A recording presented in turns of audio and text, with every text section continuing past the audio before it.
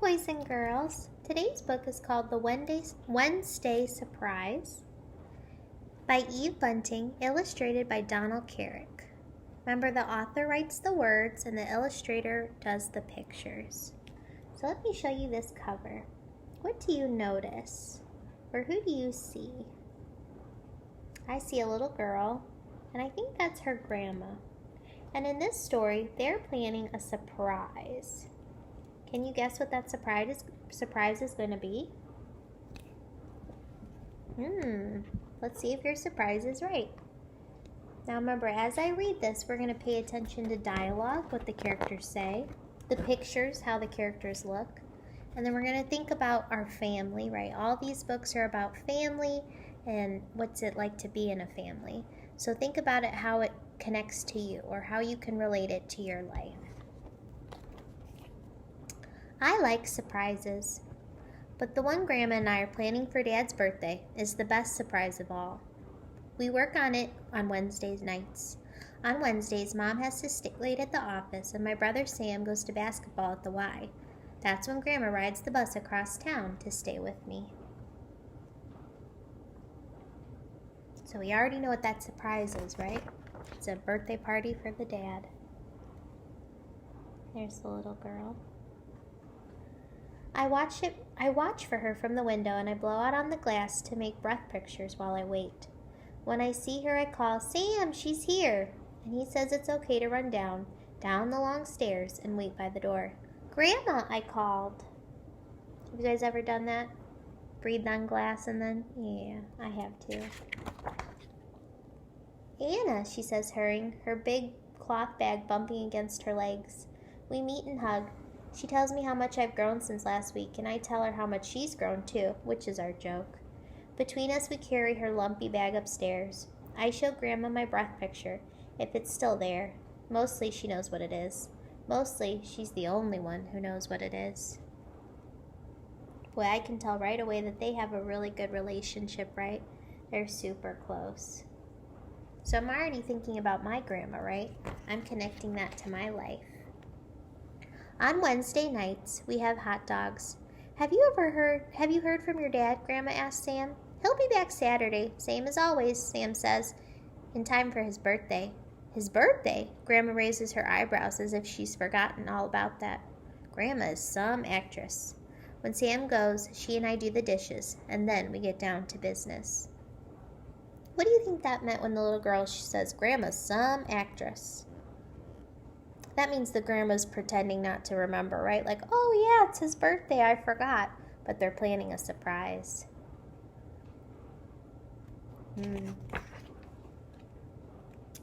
Here's the picture. I sit beside her on the couch, and she takes the first picture book from the bag. We read the story together out loud, and when we finish one book, we start a second. We read for an hour, get some ice cream, and then read some more. Grandma gives me another hug. Only 7 years old and smart as paint already.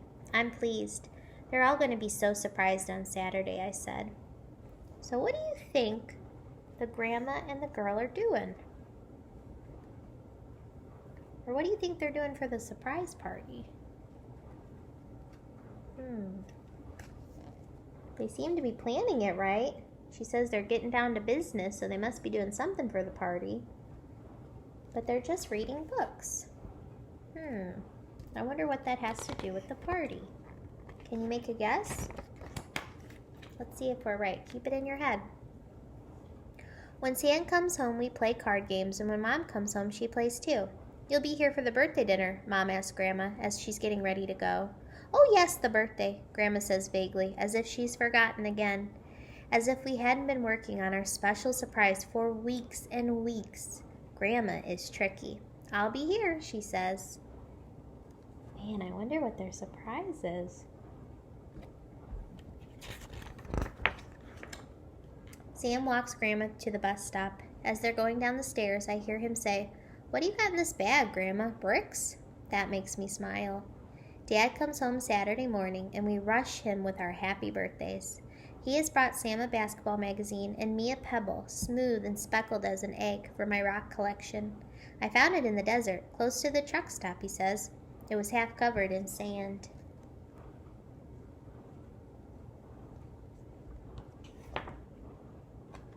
What do you think the dad does then?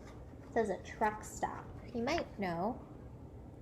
I think he's a truck driver, so he drives things to and from places. You might see them on the road, the big semi-trucks. So sometimes they're gone for a while. So think about that. I hold it, imagining I can still feel the desert hot sun inside. How long did it take to get there? What kind of rock was it? Dad has stopped to pick wildflowers for Mom. They're wilting, and she runs them to put them in water. Then Dad has to go to bed because he's been driving his big truck all through the night. So that dad must work pretty hard driving all night. That has to be tough. While Dad sleeps, Sam and I hang red and blue streamers in the living room. We help Mom frost the cake. We make Dad's favorite dinner, pot roast, and our gifts are wrapped and ready. I watch for Grandma and help her carry the bag upstairs. Wow, Sam should feel how heavy it is now. Grandma has brought a ton of books. We hide the bag behind the couch. I'm sick from being nervous. Grandma usually has seconds, but tonight she doesn't. I don't either. I can tell Mom is worried about the pot roast, but Grandma tells her it's very good. So it sounds like the grandma's nervous too, right? If she's too nervous to eat. I wonder why they're nervous about the surprise. Surprises are usually good, right? There's the picture. Are you feeling well, Mama? Dad asked Grandma. How are your knees? Fine, the knees are fine too. Dad blows out his birthday candles and we give him his gifts. Then Grandma shoots me a glance in my direction and I go for the big bag and drag it across the table. I settle it on the floor between us. Another present? Dad asks. It's a special surprise for your birthday, Dad, from Grandma and me. I know what's in the bag, right? They're books. So I wonder how that's the surprise. Can you make another guess? How would the books be a surprise for the dad? Let's find out. My heart's beating awfully fast as I unzip the bag and give the first book to Grandma. It's called Popcorn. I squeeze Grandma's hand and she stands and begins to read. Mom and Dad and Sam are all astonished. Dad jumps up and down and says, "What's this?" But Mom shushes him and pulls him back down. Grandma has the floor. She finishes Popcorn, which takes quite a while, and gives the book back to me and beams all over her face. Oh, boys and girls, do you get what happened? The grandma learned how to read. She must not have known. And the little girl was helping her grandma learn how to read. Oh my goodness, how special is that? Oh, my heart. My goodness, Mom is beaming too. When did this wonderful thing happen? When did you learn to read? Anna taught me, Grandma says. On Wednesday nights, I add. Then she took the book home and practiced. You were always telling me to go to classes, Grandma says to Dad. She looks at Mom. You must learn to read, you say. So I come to Anna. Oh, how sweet. My heart is just melting, boys and girls. How sweet the little girl is to teach the grandma how to read. And I know you might be thinking, the grandma should know how to read, right? She's a grown-up. But sometimes that happens.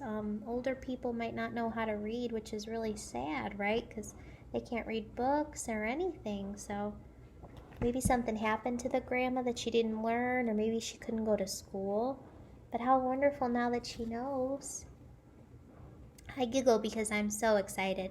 Grandma reads and acts out the Easter pig and the Velveteen Rabbit. It's much smarter if you learn to read when you're young, she tells Sam sternly. The chance may pass you along with those years. Sam looks hurt. But I can read, Grandma. Nevertheless, she takes out another book. Are you going to read everything in that bag, Mama? Dad asks her. He's grinning, but his eyes are brimming over with tears, and he and Mom are holding hands across the table. I think they're so happy and proud of the grandma. Maybe I will read everything in the world now that I've started, Grandma says in a stuck-up way. I've got time. She winks at me. Oh. Boys and girls, why do you think the dad's eyes are brimming with tears? Or what does that look like? That's when you're almost about to cry, right? Your eyes have kind of watered up and you almost have a tear coming down. Why do you think the daddy's like that? I think it's because he's probably really proud of his mom, right? The grandma for learning how to read. I think that's such a wonderful story. So, Anna, what do you think? Was it a good surprise? I run to her and she puts her cheek against mine. The best ever, I say. Oh, how sweet, boys and girls. That's really tugging on my heart. Oh, I think this might be my favorite book we've read this week. So let's talk about this, boys and girls. Have you ever done something really sweet for your family? It doesn't have to be teach them how to read, but just to teach them something or to take care of them or to show them that you love them. I think that's what the author was trying to show us, right? That in a family, you help each other and you take care of each other, and sometimes you need to teach each other things like how to read. Also, how special that the little girl got to help the grown-up. I think that's probably the best part. What a really good book. I think this one is my favorite. I hope it was yours too. We're going to talk about it now.